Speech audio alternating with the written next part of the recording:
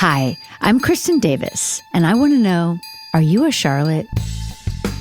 Welcome back, everybody, to Are You a Charlotte? We are back with Bridget Moynahan, and we are going to break down the episode that she first appeared in, 20-something girls versus 30-something women. Which is kind of funny because 20-somethings and 30-somethings, they're not really that different. But apparently at the time, we really felt like they were. But yes. Now when I look back at the episode, I feel very much relating to like 50-something women and 20, like the generational divide is so great, right? Because we all remember Analog World. They don't know anything about Analog World. Like I have to say to my kids all the time, like they'll say like, what did you watch on the iPad, Mommy? And I'm like, there was no iPad, children. It was black and white. There were 3 TV stations. They look at you like you are insane. Yeah. Like it's so interesting the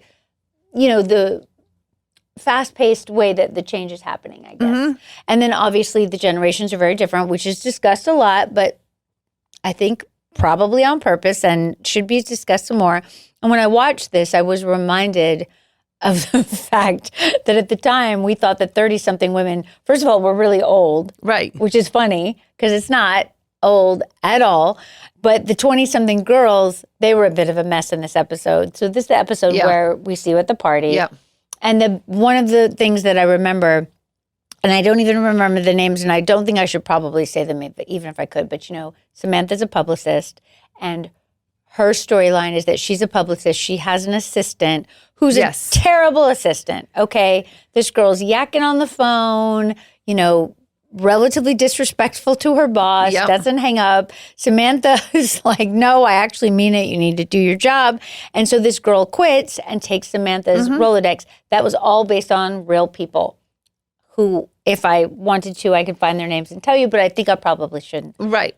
I can imagine it. Do you remember? I feel like it was I a know kind of who a this thing. Yeah. You do. I'm pretty sure you do. It was a real thing, and I remember like all of New York was like, but then this person who took the Rolodex did really, really well, and was like kind of one of the up and comers, and is now like a long-term person in the PR world.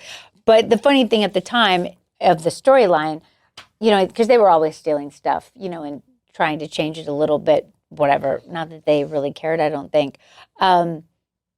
These young girls are a mess. They're just a terrible mess.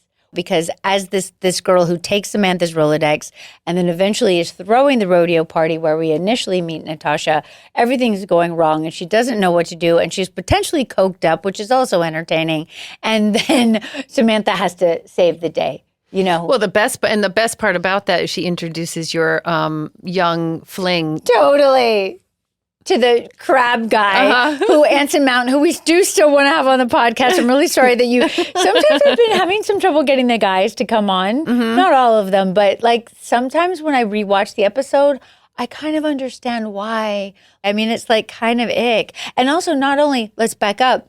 So Charlotte has, for some reason that we don't even get into, just decided she's going to try to pretend like she's 27 in this whole episode, which I think is so funny, or 26, I can't even remember. And this is again, vague memories. I remember that we were in Far Rockaway and I was very mad personally inside me that we were not at the Hamptons because I was like, this place is sad. Okay. No offense to Far Rockaway, but it was not glamorous. It was not what you had in your mind. Not at all what I had in my mind. And we had to work hard to make those parties look nice, And the beach doesn't look like the Hamptons beach, but never mind. So we're in Far Rockaway, and I think we all had to take those 18-seater buses out. Those buses? Like it's not a bus, but like a van. Okay. 18-seater. Like we were all together. Maybe not Sarah Jessica, but everybody else. You know what I mean? It was a lot to film this episode. And it was the end of the season, too, so I think there was a lot of pressure on it. And, hold on, did I say this? Darren directed this. Okay. He wrote it and directed it, which I didn't remember that at all. Do you remember Darren as a director? Again, I was so overwhelmed. Of course. By all of it. And then like thrown, because I'm sure I didn't meet Chris until on set. Wow. Like I don't remember, but it was just like, Well, he's turned on the charm for you, and it worked. He did. Yeah. Yep. Hence my massive smile. It's amazing, though. It's perfect.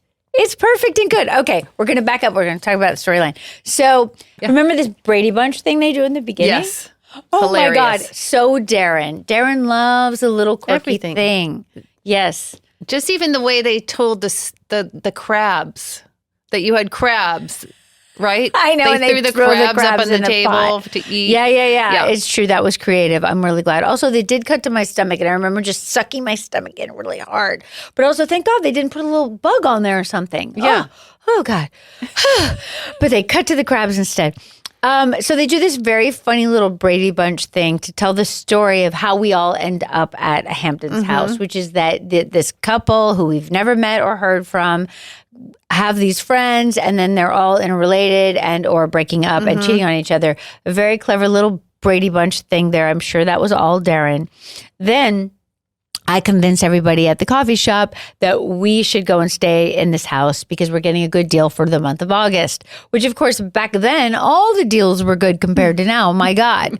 I mean, the amount of money I have paid to take my kids out to the Hamptons. Good Lord. Yes. Whoo-wee. So I convinced them all to come out to the Hamptons, and I say some crazy things like, who knows, in a year, one of us could be married, one of us could have a kid. Yeah. And they all look at me like I'm insane. Yeah. And in fact, I'm right. I'm right. Charlotte is right. In a year, people... Who's pregnant? Miranda. Oh. Remember that? It all comes to pass. With the guy from the sandwich suit? No. You don't know who Miranda has a kid with? Yes. Okay, good. Yeah. Eigenberg. Steve. Yeah. Yes. That was a great relationship. I actually like that relationship. It's a fantastic. And he's fantastic. Unbelievable. Yes. Also will not come on the podcast. I have Why? begged and cried and begged because he kind of interestingly, little bit like you in terms of doesn't watch his work, doesn't really remember things, doesn't want to pay attention to that part, hates press. And I said, it's not press, it's me. Yeah. Right? Sitting And on a couch. yeah, and I will protect you and trust you in all Yeah. ways. But he was like, I just don't do that. You know, and I don't want anyone to be uncomfortable. So I Yeah. said, okay, David, I forgive you, but Imagine I if do he and love I you. were on the same episode, we'd be like, I don't know. I can't remember. But it would be entertaining because you're both really watchable. So I would watch that. But I mean, the thing about Eigenberg, I think as well, is that he is so incredibly real and in it that he doesn't want to kind of look back at the finished product work as being the important thing. He wants to be in it, which I respect, you know? And everyone has their own thing. And I think that that's important to kind of honor, right? Like Sarah Jessica doesn't want to watch the episodes. People are all mad at her that she doesn't want to watch the episodes. That's her process. Yeah. Like her process is that I'm in it and I'm going to do the best I can do in it. And that is kind of the end of it, right? Like Yeah. in the scene. That's my job, right? Our job is not to watch ourselves necessarily, unless you want to watch yourself and learn from it. And then that's great. And sometimes I have had really great joy watching it with a big audience, like at a premiere, Yeah. because you get to really feel Yeah. the response, Yeah. which is a joy, right? Okay, we're back to the show. So here we are. Samantha, she has this young assistant. Nina is her name. And oh my goodness, it's a hot mess. So then we cut to the jitney, which seeing us all getting on that jitney really made me laugh. The memories of the jitney. Oh my goodness me. And I meet this young guy, Greg, and he's 26. So I kind of wink at the girls like, you know, he's 26 or whatever. And they're like, oh, what is going on? So we all head out. We go to the, we have a whole conversation about, this is funny to me because the conversation is basically, are the 20-something girls in Manhattan a threat to the 30-something women in Manhattan? And of course, you are going to be the epitome of this when we do meet you at the end of the episode because you are a 20-something and we are a 30-something. And to me, it's so really bizarre and weird, this kind of divide that we make. Yeah.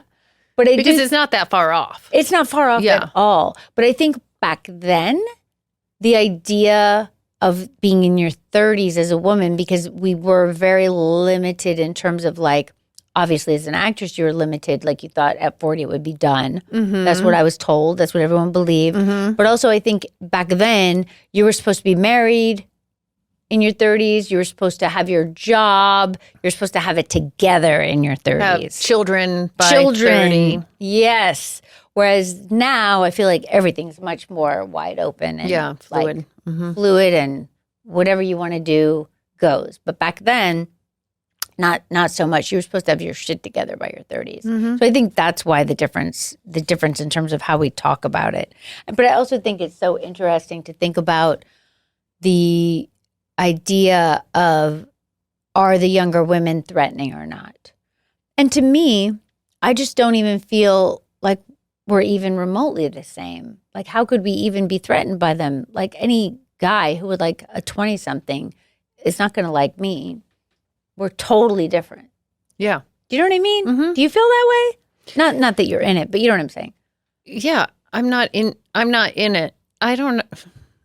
Yeah, but I wouldn't be, I think, I don't know. It's hard to even, for me, it's hard to imagine the idea of wasting energy feeling threatened by the 20s is what I'm really saying. Right? Like, well, certainly at this age. Yeah. Right. Yeah. And I don't remember being threatened by it.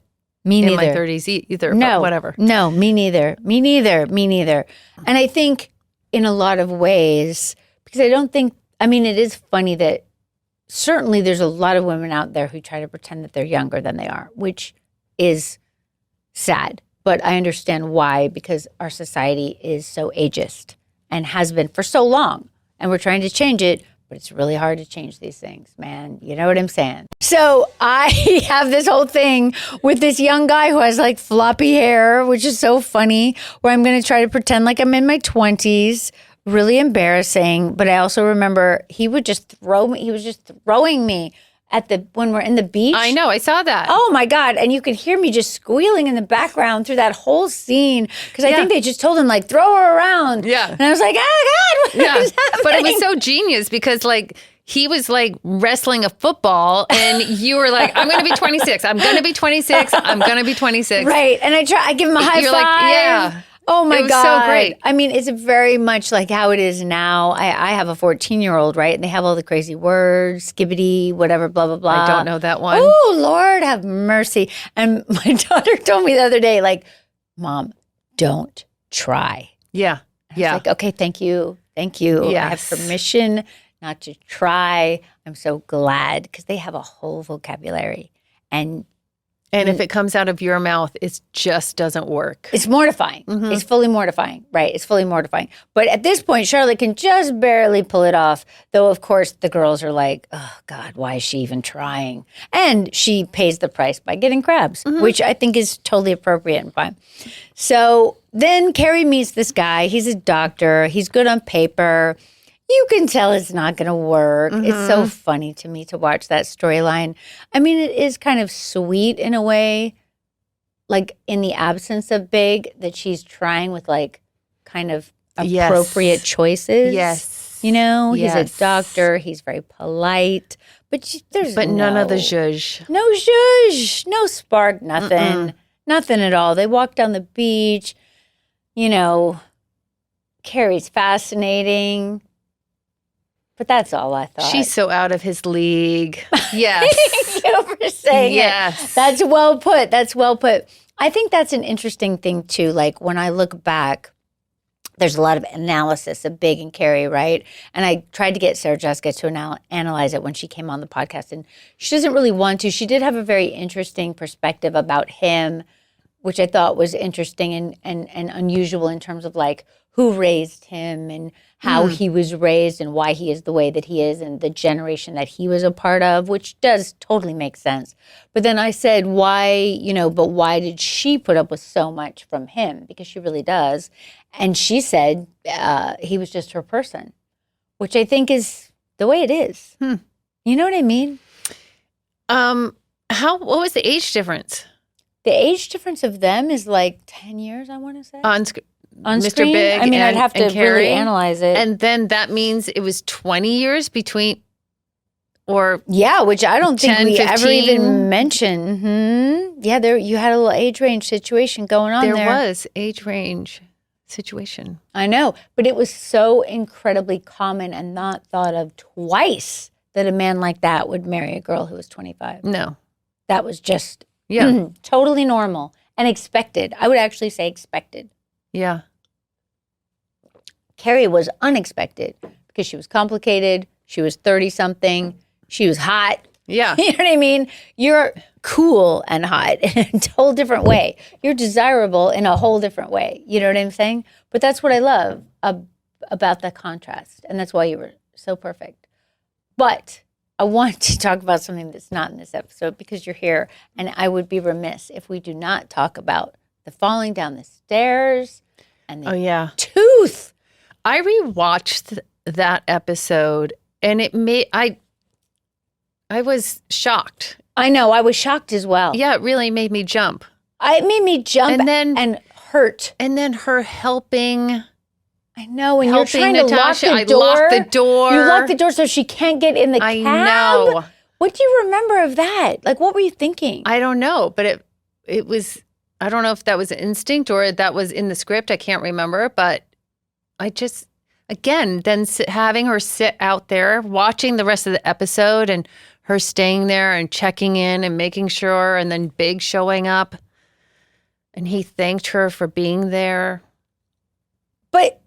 And then my parents were coming, Natasha's parents were coming down. Like, what was that whole conversation going to be with my husband? Like, it was all, like, I just wanted to know that next thing. Like, what was it for them? Me too. I feel like there was a lot left out. But part of the reason that was left out was because we're with Carrie, right? So of course. She doesn't know that, right? Yes. But I also feel at the same time, like, beautifully written because it makes you wonder, like, what is happening over there? What is happening over there? And poor Natasha. But then I love when we come back to, and just like that it's Natasha who is caring for her. So incredible. You know? Yes. I mean, mean, there really is that bond between them. Like they. Absolutely. I mean. Whether, you know. Right, but that also, like, isn't that the weirdness of life, right? Like also, before we go there, because I want to say this, when I did rewatch When You Come In, and so Big and Carrie are having their affair, just to update everybody, Big and Carrie are having their affair. We think in my bed. Exactly, and we think you don't know about it, but you come in and you see her trying to run out the back door, and you say, I knew you were having an affair, but not in my bed or in my apartment or something like that. That just kind of broke me too. Like, yeah, because obviously she's been, you know, where have you been? And there's been questions. There's been in their relationship, that you don't ever know about until that moment. Yeah. But that's just like how a mistress wouldn't know. Do you know what I'm saying? Like, we're so with Carrie, but yet, and because we're kind of inside Carrie's mind at all times because of the voiceover, right? Like, we're in her, and we're obviously, as her friends, devoted to her. But just from your perspective, from the Natasha perspective, I was so sad. And you also have so much poise because even though you come in and you see her trying to scuttle out the back, you're still like, Carrie, wait. Like, you're not screaming at her, you know what I mean? Like, you're chasing her, but you're still very poised about it because apparently you already knew. Well, there weren't any knives on the because that would have made sense. Okay, it would have made sense to me at least. To me at least, it would have made sense. But then when you fall and you hit your face, that was a good my stunt. God, I'm dying. Right? Was it they a really stunt filmed double? that well? Was it a stunt double? Again, no I memory. don't- Okay, we're going to yeah. find out all these clues, I'm sure you there guys. was a stunt, but there was a pad there, right? There was a pad. Right. Yeah. Well, because when you lift your head up, it's obviously you. So if there was a stunt double, it was minimal. Mm-hmm. But also, thank God, I had remembered it somehow that you literally fell down the stairs. But you fell kind of on the threshold out to the stairwell, which is better than... It was down one flight, and then the turn, Got it, that got sort it, of got thing. it, got it. It's scary. Yeah. It's so scary and so dramatic and so well written. Oh my God. Yeah. I'm still trying to recover from it. And again, I just don't even think myself, you know, because I'm all in her world, right? And I remember thinking it was really, really good, right? But I never thought about like you and Natasha and what is it like? Are you okay? You know what I mean? How's your tooth? Yeah. And then the fact that you later on and then just like that say that it's still a different color. No, that was in Sex in the City. Okay, that's when you sit down. Where she like interrupts. She comes. Yeah, she to where comes my when lunch is. you're you might be at the Four Seasons. Like you're somewhere really posh. Somewhere fancy. Yes, yeah. really fancy. Oh, so that was that scene where you tell her that still. How do you remember that? Did you like that? Were you happy about that scene? Oh, I think so. Yeah. Well, I think it's also the only scene I had multiple lines. Which is so incredible. Otherwise, it's look just at like the she's over there. Yeah. Right. There were episodes I had no lines, I'm sure. Unbelievable. Yeah. So unbelievable. That was nerve-wracking. Suddenly I had to string sentences together. Could I do it? Or could I not? I don't know. Oh my God. You weren't actually thinking that. No. Did you so you were modeling, then you were going on all the auditions. You really wanted to act because modeling was not fulfilling. This is what I'm getting, right? Very successful, but wanted more. Right. Did you go to acting class? Yes. Did you go to acting class before or did you have a coach? I was going to school here in the city while I was working during the day, and I was at K. Michael Patton Studio here on the Upper West Side, and she was Meisner based and just lovely and loved that class. Maria Bello actually, I think she went to the same studio at one part of her training. Cool. And then I started working, but I kind of focused on studying for a while and because I didn't want to go out into the auditioning process not having some sort of confidence and sea legs a little bit of knowing how to prepare and absolutely and work. Absolutely. God forbid you get the job and then you can't actually do it, That would be horrible. That would have been horrible. So I gave myself like 3 years before I would actually start auditioning. Smart. So that would have been before. Yeah. Got it. Cool. Okay, I have to talk about the episodes more, I think. Because some fans really love the rewatching. Of course they do. It's so great. It's interesting, yeah. It's an interesting way to relive the episodes, And I guess people watch them over and over, which is so cool. And it's so great now because also there's a lot of our generation who were in it or were watching it for the first time, whose children are now, I know, teenagers, bizarre, watching it. I know it. My 14-year-old has not seen it yet, but all of her friends have, which is interesting. And she wants to know when I will let her see it. And I just can't get my mind around it. Do you know what I mean? I just can't. It's weird for me to think about her watching it, I want her to watch it. I'm just not quite ready yet.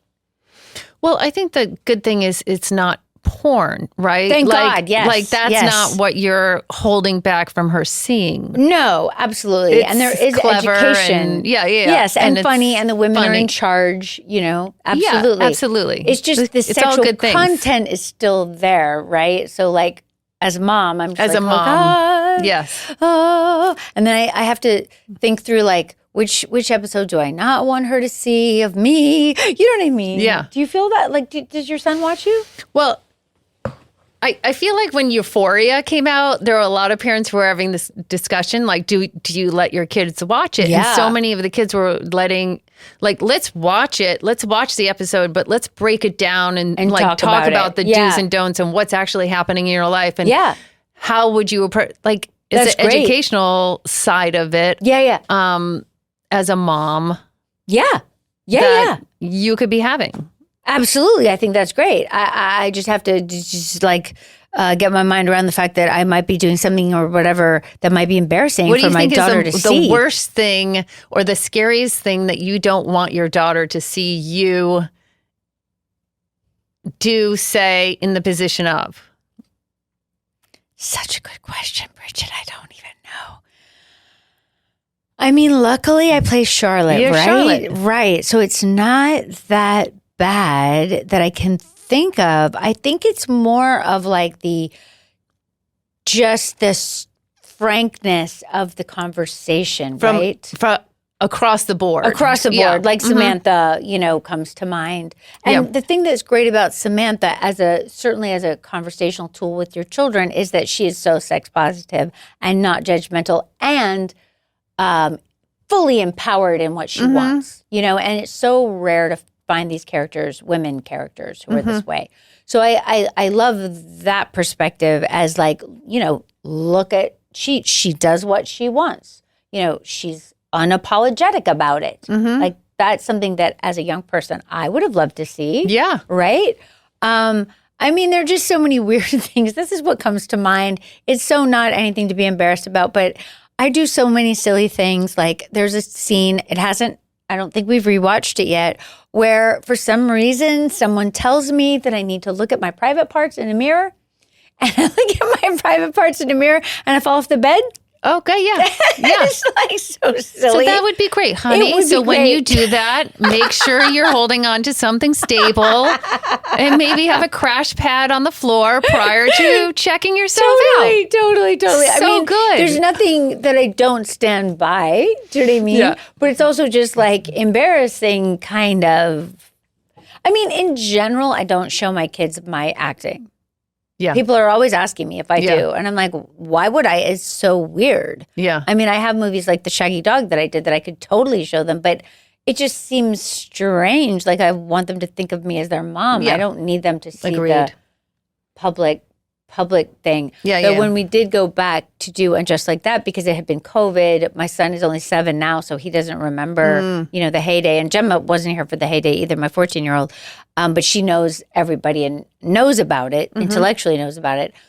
But they put us on that building on Sunset. And on the buses. So the buses would drive by, and Wilson, who's 7, he'd say, "Mommy, there's you and your friends." That's so cute. And I was like, yes, there we are. So he has like a odd idea of what it is, without knowing the details. And then he really loves craft services. That's his other thing. Yes, of course. Yes. Mommy gets good lunch. She gets a lot of snacks at work. I'm like, yes. Yes.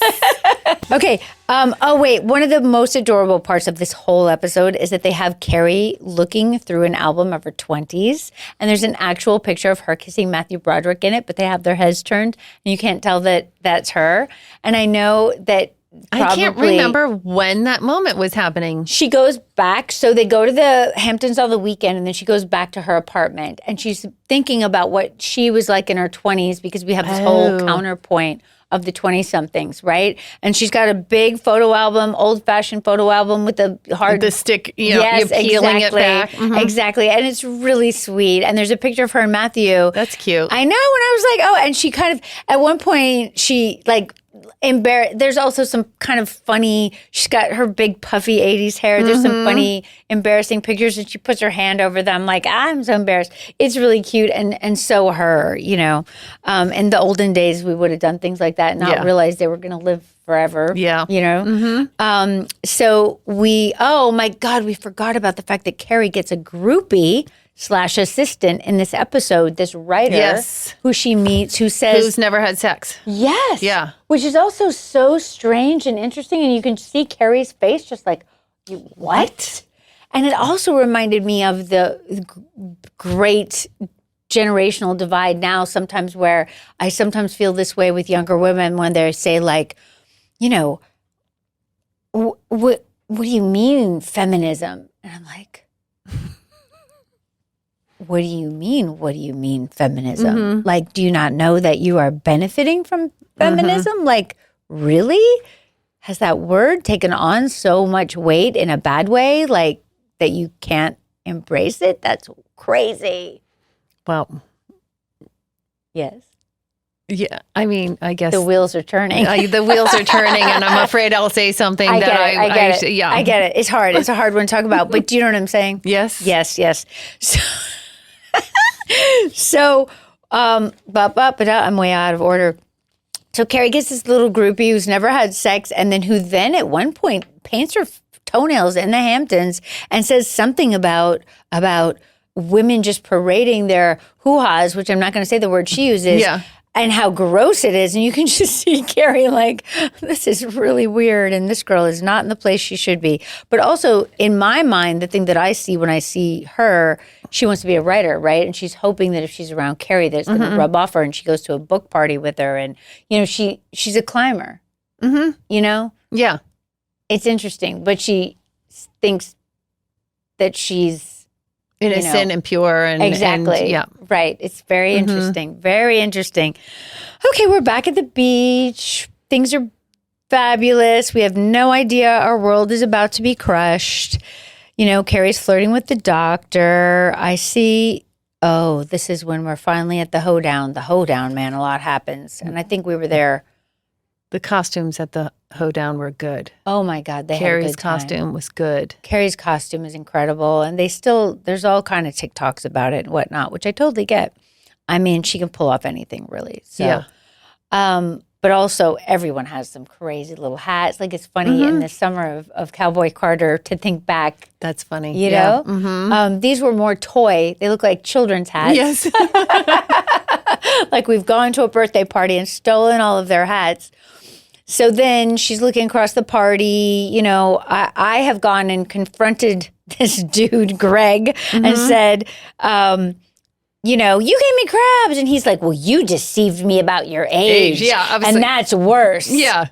It's like, not really. Not really. You don't need cream for that. Dude. You're not on antibiotics for that. Exactly. And then I say, grow up. I don't know what yeah. Yeah, I don't either. But yeah, it's all really, he's quite, I think what I'm thinking about with the groupie girl and him as well, is there's a bit of a higher, mightier than thou, whatever. You know what I'm saying? Like kind of we're better than you idea, which I do kind of feel like plays out now in the generational differences where everyone's talking about Gen Z, Gen Alpha, Gen so many gens. Then the sad part happens where she looks across and sees you, and as you very, very accurately said, you were just glowing and acting and smiling and laughing. And just happy to be there with him. So glorious. Yeah. So glorious. And he looks also so relaxed and glorious. He really did. He really did. It shocked me. Yeah. Yeah, it really shocked me. And obviously it is horrific for Carrie. And she tries to kind of save face, but also find out what the heck is going on. You very politely excuse yourself. He says the very lame, I was going to call you, which I just wanted to smack him so hard when he said that. I know. Like, that is a lame excuse. But he did sound like he meant it. It's true. It's true. He struggled with calling her. I guess. Don't you think? I do think you're being generous, but yes. You think I'm being generous? I think you're being generous, but I mean, this is the mindset that we all had, right? This is the mindset that I would have had at the time. Oh, he did want to call her. That's what I would have thought. But then I'm like, but did you call her? Did you think about the fact that you're running around town with this gorgeous 25-year-old and you haven't told the woman that you left that you're back from Paris, which you basically, broke up with her for, or she broke up with him, however you want to look at it. Anyway, then she runs to the beach. This is one of those times where, in my mind, back then, our production values were really low. And in some ways they were. But in some ways they're incredible. Like when she goes to the beach and Miranda runs out there, and the fireworks. Yeah. It's so incredible. Oh my God. I don't know if they're real or CGI or whatever you would call it back then. But they're incredible. Yeah. They're so good. And also, just the mastery with which Sarah Jessica uses her cowboy hat to fake throwing up. Unbelievable. Right? Yeah. Really well done. And pull her hair back at the same time. And really. And Miranda comes and pulls her hair back, which is a throwback to earlier in the episode where we see the girls throwing up at the initial campfire we go to with the young guy. Oh, yes. And they're throwing up and we're like, oh, we've got to leave. And then they say, oh, but the sweet thing about 20-something girls is they're always there for their friends. And then you see Miranda on the beach holding Carrie's hair back. It's like, oh, it's so sweet and good. It's so good. And then she says, I realized 20-something girls are just fabulous until you see one with the man who broke your heart. It's so sad. It's so sad. I know it. Sorry, Carrie. I know. And it's just going to go to some crazy places. That's the other thing that's interesting watching it is because we know what happens. You know? Yeah, but you still can't wait to watch the next episode. I know. Even if you've seen them hundreds of times, and like even most if we people. know what's going to happen with you guys. I know. I know, but also the little details are so good that, like, even if you remember the big picture things, you forget all these tiny little details, which are just so excellent. You know, it's like everybody, costume, props. Costumes, Costume, props, everybody. So let's just talk about, and just like that really quick. Michael Patrick calls you, says, hey, can I pitch you something, Bridget? You're like, yeah. And then when you came, it was right after COVID, had you gone back to work already on Blue Bloods or? Yes. Oh, got it. So we had to just borrow you from them. And you had to come spend the day with us, a couple days. I think it was in the summer. So I think, it was. I think that I was on hiatus and then I was going back to work literally like the next week after I shot with you, probably the same week. And was it, like for us coming back, it was the same but very different. How did you feel coming back after all the time? It felt very much the same. Like for me, my first scene I shot with you guys, maybe it was the outdoor one, getting out of the car. I don't remember. But I remember being upstairs in some window and you guys were walking across the street, across the street together and looking up. And I just remember thinking, oh my gosh, I'm so happy to be back here. Aww. And you guys were so perfectly dressed and the energy and the friendships. So I got to see it from way up here, but I saw the crowds on the streets on either end.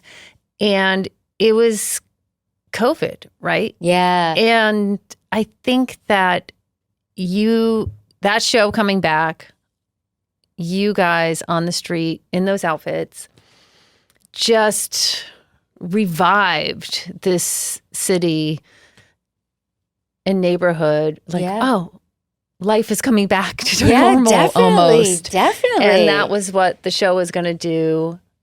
Yeah, it felt on so air. Incredible. Like it just felt we didn't know we were missing this, but we needed this. It's true. It's jolt true. of energy. And I think just all of us, no one could work, right? So it was like the crews couldn't work, the entire industry. We were back. Like you were. Yeah, we had a great we were back right away. Oh, good. Probably if we finished in that March of COVID, that first year, we were back on working in October. That's amazing. Yeah. And we just, That's so great. Yeah. Cynthia had started Gilded Age a little bit before us, but they had to do some crazy things. Like they had these bubbles that they would put them in before action. We never got the bubbles. Yeah. I don't know what was happening, but I mean, I think there was so much unknown, right? So people were worried and whatnot. And I remember the masks, and you'd wear the mask till the end, and then take them off, and then you have marks on your face, and you had to get the blood back in your face. But we were just so happy to be working. Yeah, it was so amazing to be working and to be working together. I would work with them forever if I could. Yeah, it's just been an incredible joy. And yes, thank you. Wait. Oh, what's left, Bridget? Yeah, are you a Charlotte? Wait, I have to answer this question. I think I'm ish. Okay, I feel like cool. I'm Charlotte-ish. No pressure. You don't have to be. Oh, no. Okay. I think I have ish. I think in life you do. Yeah. I mean, if I may be so presumptuous. Yeah. I mean, you're certainly grounded, family-oriented, loyal, believe in love. Yeah. You are... all of those. Committed. I think Charlotte is a bit more of a people pleaser than I am. Well, good for you then that you're not. Yeah.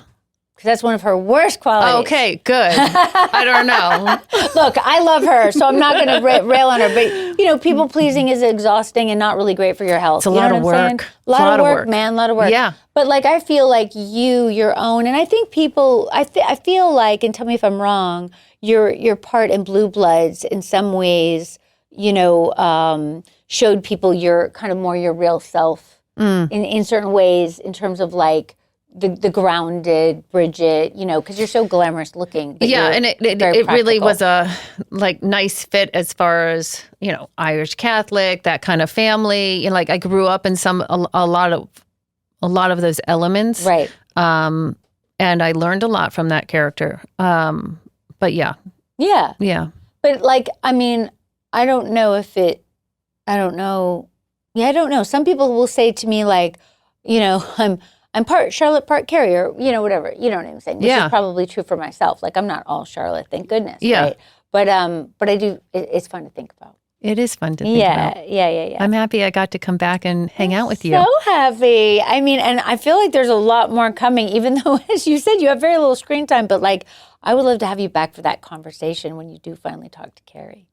I don't know if you're free, but you know what I'm saying? I'm free. Because that's so good. And I also feel like the way that this lives in people's imaginations, partly because you were so much discussed, but also because the whole storyline is so complicated and we were so much on Carrie's side, but is that actually where we should have been? Right. I don't think so. I know. It's really interesting to me. And the fact that people would be upset with you because you were, in the way or ruining Big and Carrie.